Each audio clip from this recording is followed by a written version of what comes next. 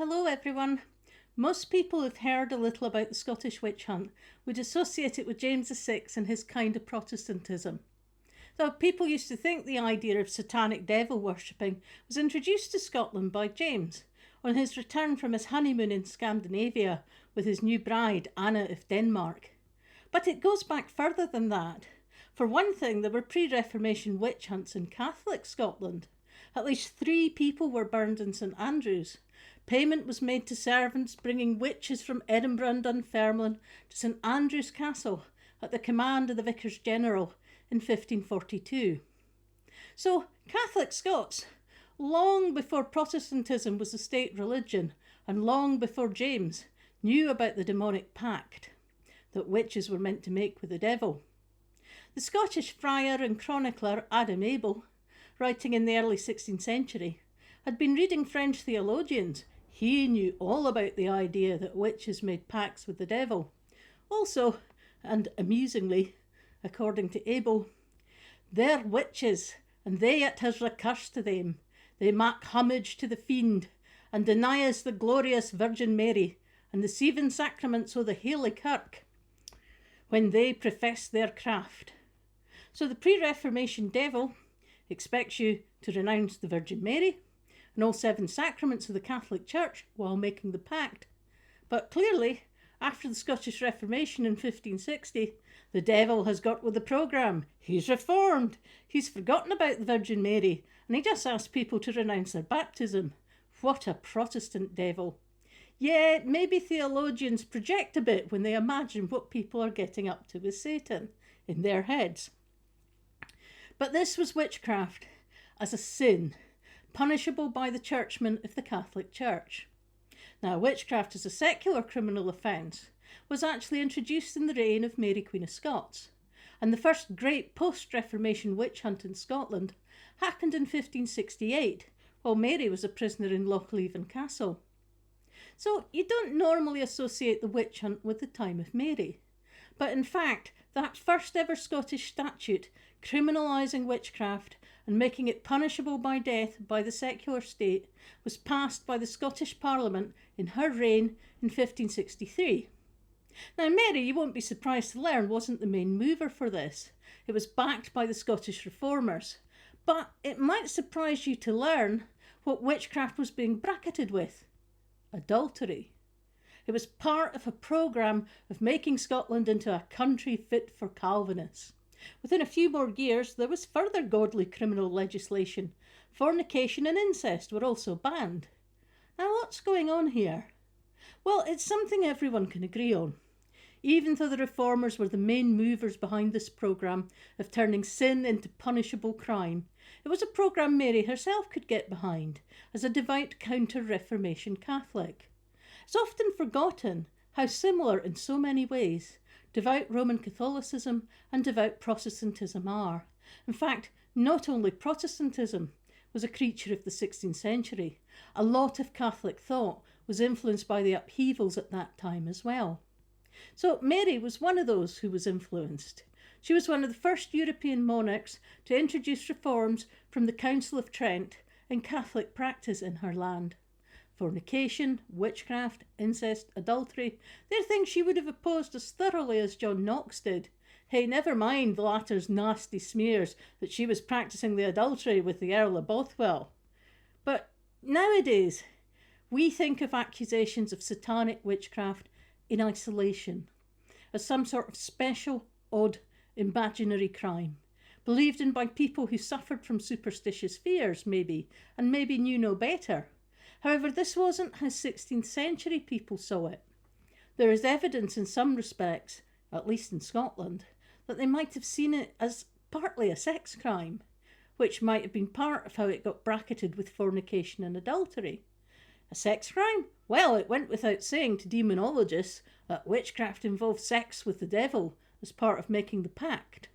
It was also petty treason, because the woman involved, it's mostly women in Scotland, about 84-85%, was throwing off the headship of God for the headship of Satan, and the headship of her husband for the headship of the devil, her adulterous lover.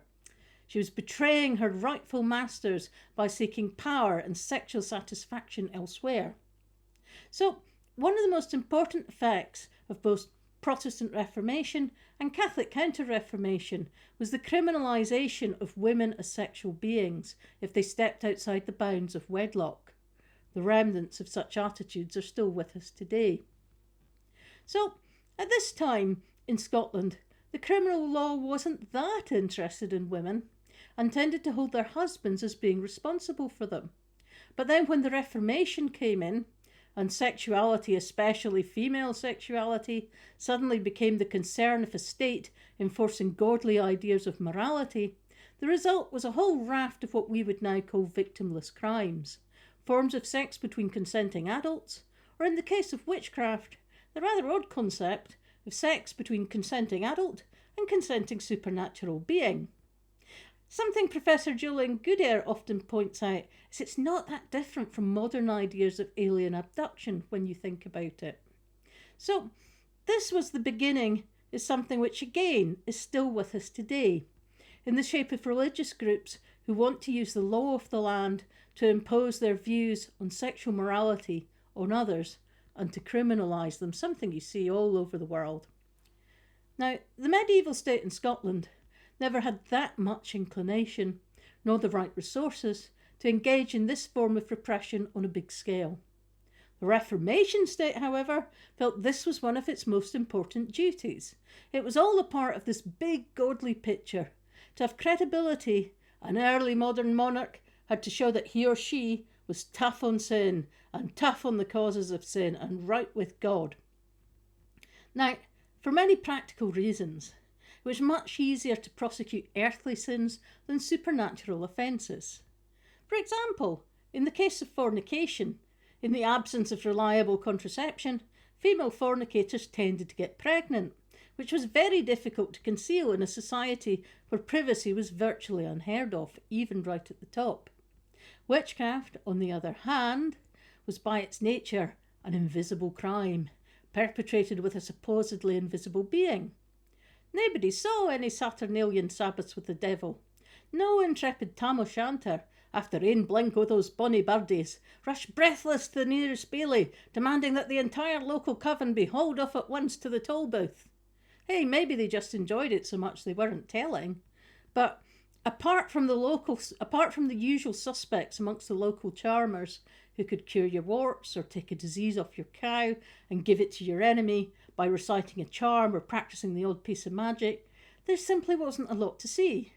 Nobody bumped into anyone else having sex with the devil and attending Sabbaths in his presence. And there was no such thing as an obviously satanic pregnancy for the local nosy midwives to sniff out. There were no 16th century Damien omens. Small children in Scotland were no more satanic than usual. And in the absence of more normal, concrete eyewitness evidence, how do you have a witch hunt? How does it proceed?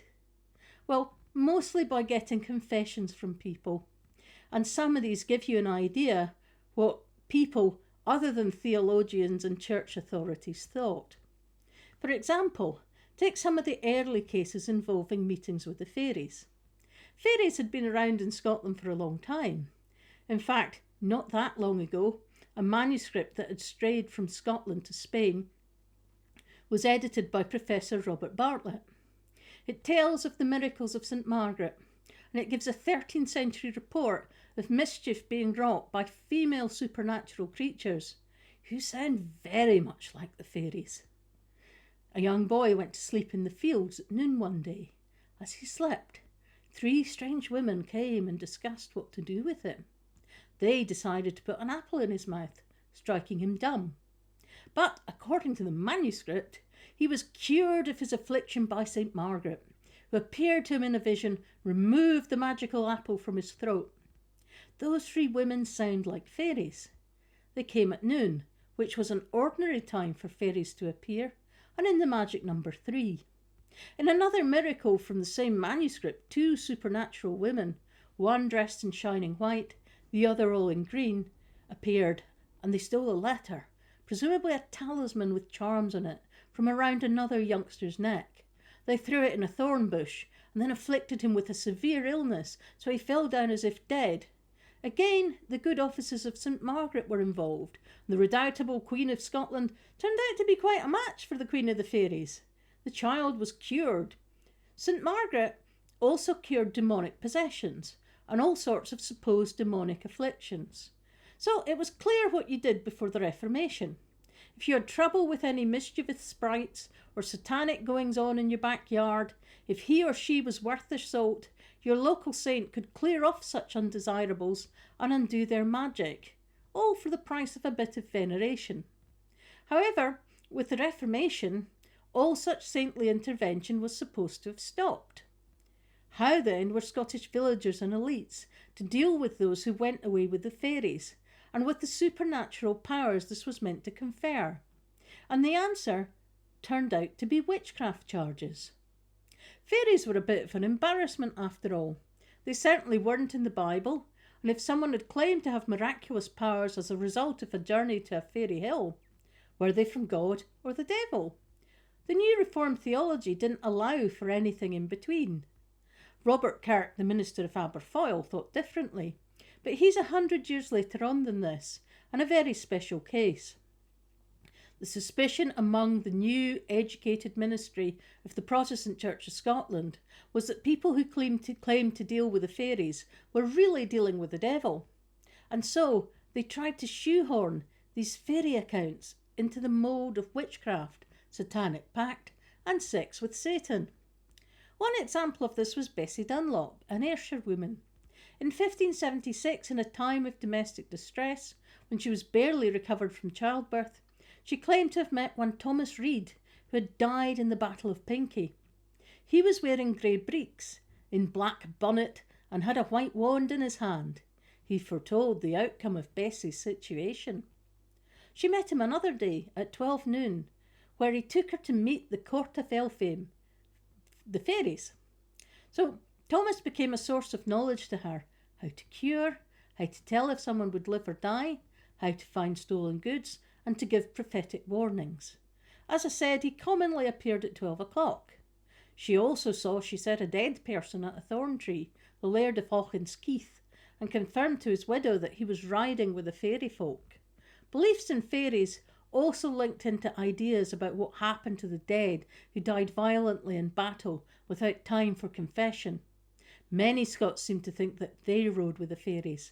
People like Bessie claimed to be able to tell their families whether this was true or not. So Tom asked Bessie to go to Elfhame with him, but she refused.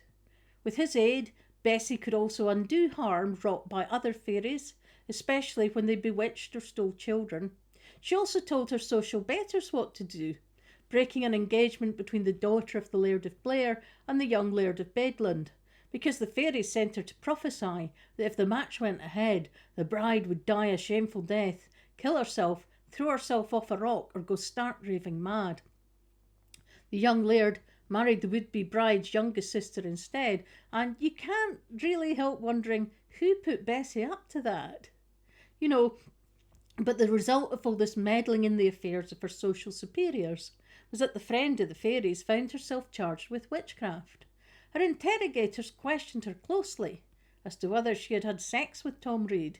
Eventually they found her guilty of witchcraft, sorcery, and invocation of spirits of the devil, and she was executed. So they had no doubt about whose servants they thought the fairies were. Well, detecting Bessie can hardly have been difficult, since she made house calls on the gentry and her other clients, explaining to them that she could help them with their ills as soon as she consulted her fairy helper. A similarly easily detected character was Alison Pearson, alternative healer, you might say, to the Archbishop of St Andrews. She fell foul of the local Presbyterian ministry, who hated her patron the bishop, and she then found herself in court, confessing to her consultations with her fairy guide, William Simpson, and her dealings with the court of fairy.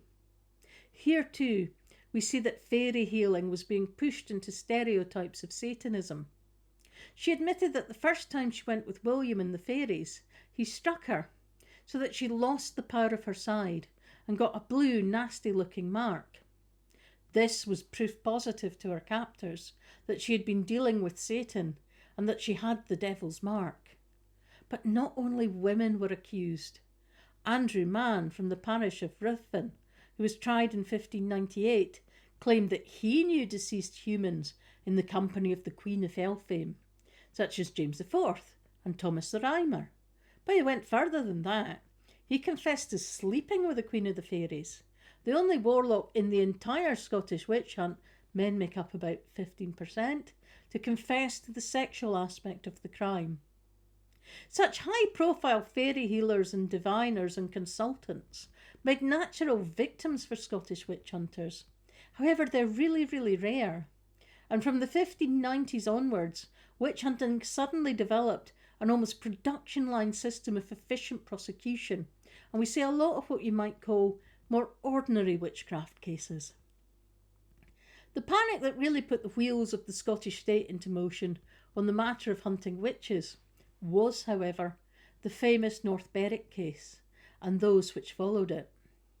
Anna of Denmark, the bride-to-be of James VI, found her ship turned back by storms when she attempted to come to Scotland for the wedding. In her native Denmark, witches were tried and executed for having raised those storms. News reached Scotland and somehow connected with a local witch hunt that had been brewing in East Lothian. The church there was very get with the programme of being Protestant and godly. They were clamping down on fornication, fortune-telling, staging plays on holy days, and of course, witches, going after the local healers and counter-bewitchers. A word about counter-bewitchers. They're the people you go to and say, "Hey, I think someone's bewitched me and my cows." And they say, "Oh yeah, you're right. It was so-and-so in the next village over who cursed you. Go and kidnap him or her, make them pray for your health." Or they might say, "Oh yeah, I can lift their magic and unwitch your cows. Now, have you got a nice cheese or some hens I can have for that?" You know, you hire a consultant, you've got to pay them. But this is part of how people dealt with fears of witchcraft before the witch trials really got going. You got supernatural or magical help against magical harm. But no more. Now we're getting with the programme. To the Protestant Church, yeah, the reason those people know who the witches are and they can lift curses, it's obvious. It's because they're witches. Prosecute them. So, no, people, get with the programme. We need to have proper, sophisticated state and church-sanctioned methods of witch hunting. No more DIY with counter-bewitchers. And so this programme of church witch hunting is starting to take off in East Lothian, not just with the church, but with the local legal officials. And it's part of this, we're all going to be godly now. What lit the blue touch paper on the North Berwick witch hunt, though, was a guy called Baillie David Seaton of Trinent, and he decided it was time to interrogate his servant Julie Duncan on where she was going to at night. He didn't just interrogate her, he tortured her. She soon confessed to making a pact with the devil and began to name the usual suspects, the local charmers and counter-bewitchers that the church was so interested in and already rounding up to try as witches.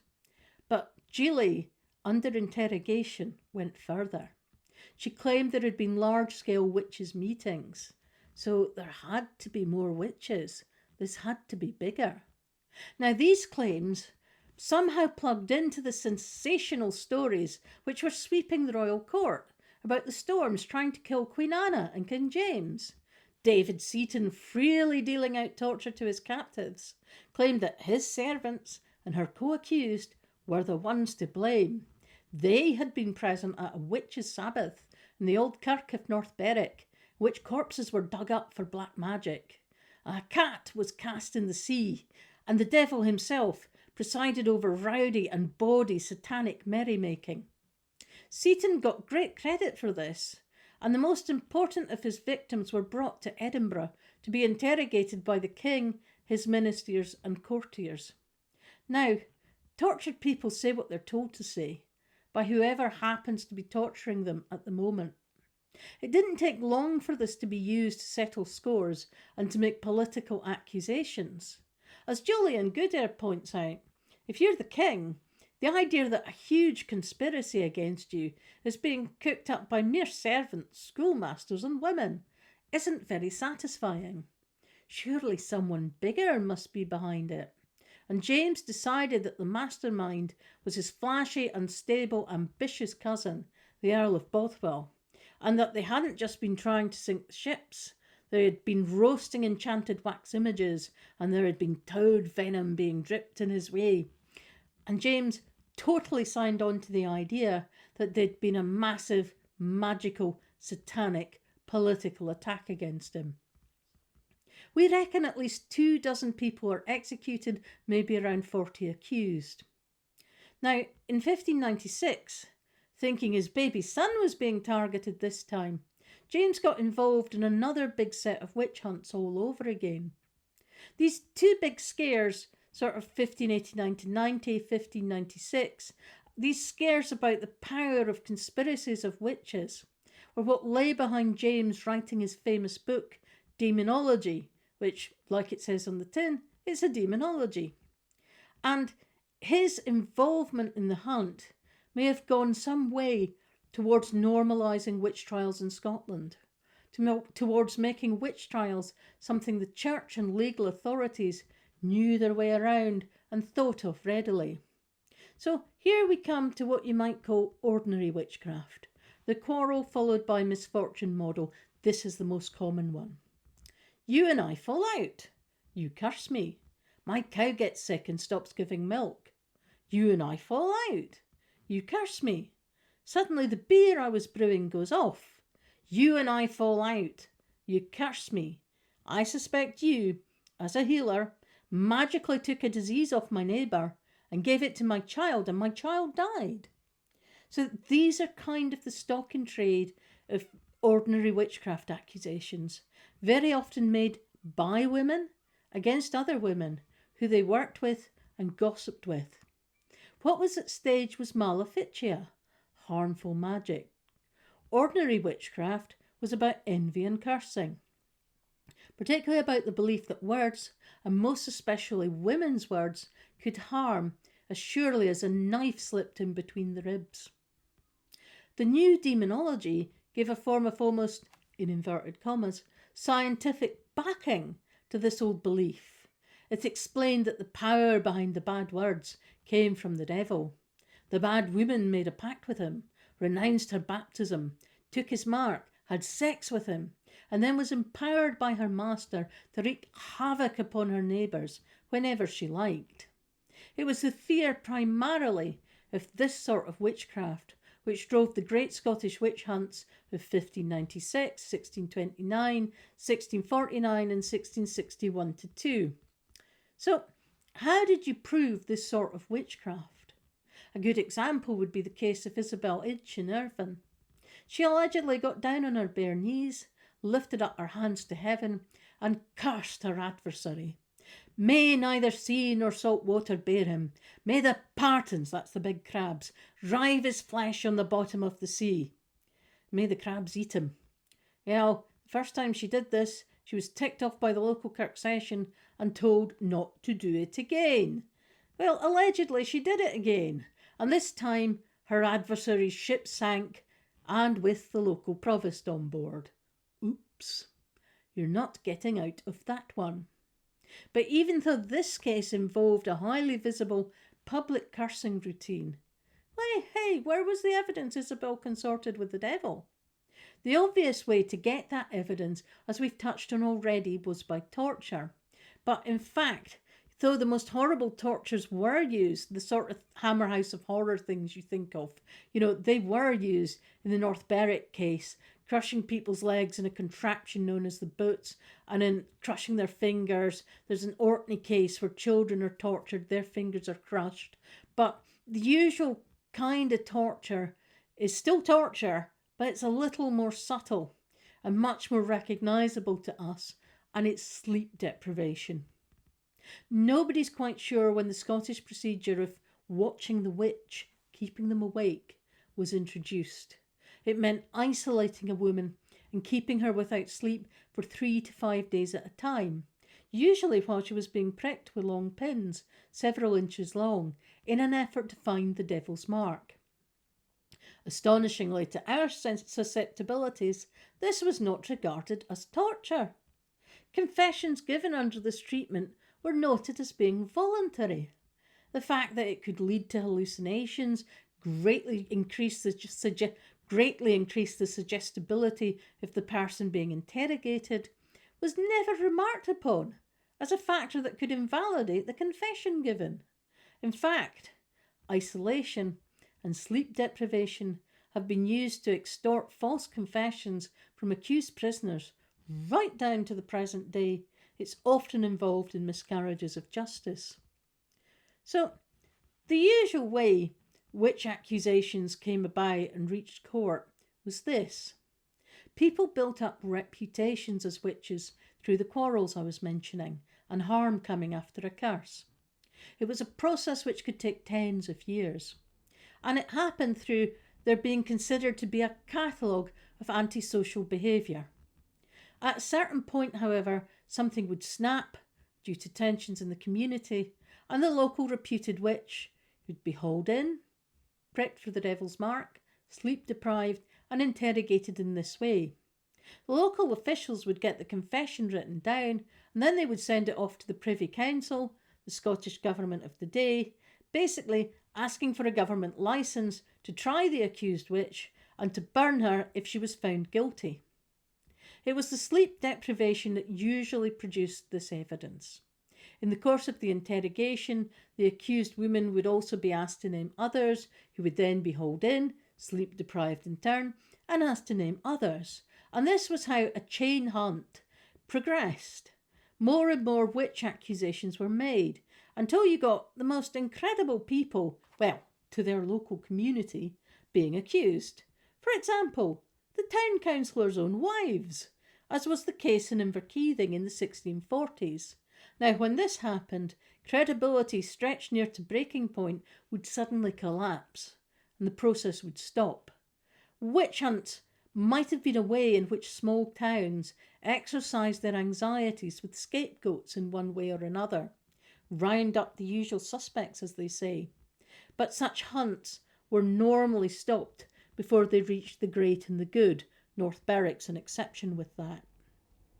So, human quarrels, Calvinist suspicions that fairies are in league with the devil, and the idea that any supernatural power that hasn't come in a strictly biblical way must be satanic. So far, the motives behind the witch hunt are fairly easy to understand. But perhaps the strangest groups of accusations are those related to demonic possession. Let's take the famous case in Paisley of Christian Shaw. Most people will have heard of the famous Salem witch hunt case of 1692, used by Arthur Miller in his play The Crucible. This centred around a classic case of possessed teenage girls claiming to be bewitched and accusing adults as their tormentors. Given the importance of the Atlantic trade to the west of Scotland, it was probably unsurprising that there were outbreaks of demonic possession in Scotland 4 years later. Hugh MacLachlan of Glasgow Caledonian University has pointed out the resemblance between the narrative of the Paisley case and the narrative of the Salem case published in London, so it was certainly in people's minds. Christian Shaw was around 11 years old when she began to display a frightening array of symptoms. She had fits. She bent her body into near impossible positions. She vomited pins and other foreign matter. She screamed obscenities, just like Regan from The Exorcist. Worst of all, she claimed to see witches who were tormenting her, trying to make her join them. And the devil himself was trying to convince her that she'd go to hell. Her parents were terrified. She was terrified. The parents called in the doctors, the ministers, eventually the lawyers. They were convinced that the possessed youngster was being bewitched. And, on the basis of 11-year-old Christine's accusations, several local people were put to death. But what on earth had got into Christian? The devil? Or more controversially, perhaps, her society's idea of God. Christian. Even their name's appropriate to the context. She was a youngster from what appears to have been a staunch covenanting family in one of the most religiously radical parts of Scotland. She was at an age when Calvinist youngsters were expected to undergo conversion crises. They were meant to be, in modern parlance, born again. But in 17th century Scotland, this wasn't a painless matter of going along to a Billy Graham rally and saying, "Yes, I believe." It was an often terrifying process which could bring those undergoing it to the absolute brink of despair. This was due to the nature of hellfire preaching, with its assumption that everyone was going to hell unless they could find real proof that God's Holy Spirit was working in them. Nothing you could do and nothing you could think could make you deserve to go to heaven. God had to have chosen you from before all eternity. Nothing you could do about it. It was generally held that babies and small children from godly families would be all right. If they died, they'd go straight to heaven as what they called elect infants. But once you came to the brink of puberty, of being a teenager, there were much more frightening matters to contemplate than, spots in the opposite sex. There was the matter of eternal salvation. Youngsters of Christian's age were supposed to be starting to show evidence that they were saved. And the whole process sometimes frightened the life out of them. Christian was one of a handful of youngsters who was so frightened that she temporarily went over the edge with fears of hell. Instead of going through the usual version of the conversion process, where teenagers or adults were assailed with morbid and obsessive thoughts of eternal damnation and saw their sinful thoughts as the devil raging within them, Christian believed that her terrifying thoughts and symptoms were being inflicted on her from outside by witches, among them servants in her family. She became so disturbed over her salvation that she started to see the devil and apparently to have dialogues with him, which astonished the local ministers, until finally, after the witch trial and after a lot of counselling by ministers, she finally found peace of mind. Now, Christian went on not only to be perfectly recovered, but to become a local worthy's wife and a noted entrepreneur who brought the secret of superior thread making to Paisley. Such possession cases were most common in the dying days of the witch hunt in Scotland, very late 17th, early 18th century. It was partly because they were so concrete and visible. Anyone could pack into a room in a house and see a possessed youngster having fits, regurgitating household waste and accusing people. It wasn't a matter of believing in something holy and visible. So for a time, these possession cases resisted the trend of greater scepticism, which was bringing an end to the witch hunt in Scotland. They were not free of controversy. Even possession cases lost their backers in the early years of the 18th century, leading in some cases to the mob taking matters into their own hands. In Pitt and Weem, Janet Cornfoot, an accused witch who wasn't tried, was stoned, dragged and pressed to death by an angry lynch mob who couldn't accept that she wasn't being tried and condemned. The last official Scottish witch execution supposedly took place in Dornoch in 1727, though it's very badly documented. Not even the name is certain. It's often given as Janet Horn, but that, according to Cowan and Henderson, was a bit of a generic nickname for a witch. In the 1730s, the Witchcraft Statute of 1563 was repealed. The British elites would no longer prosecute witchcraft, but belief at a popular level would survive for many years to come. We should never forget the terrible suffering inflicted on, we think, something like 2,500 innocent Scots who were executed, and the many others who were accused, and most of them women. I'm going to finish by quoting one of the most harrowing accounts of the witch hunt from the Scottish Privy Council records of 1608. Now, normally witches were strangled and then burned, but this is a unique and horrible record. That same day, the Earl of Mar declared it to the council that some women that were ta'en in Brechin as witches and being put to an assize and convict, albeit they persevered constant in their denial to the end, yet they were burnt quick, burnt alive, after sicking cruel manner, that some of them died in despair, renouncing and blaspheming, and others half burnt, brak out of the fire, and were casting, quick in it, living, back in it again, until they were burnt to the deed. The Scot says, others half burnt, brak out of the fire, and were casting, quick in it again, while they were burnt to the deed. Living people being thrown back into the fire. One could easily say of the Scottish witch hunt, to adapt an old saying, not just all human life is there, but all human misery is there. Thank you.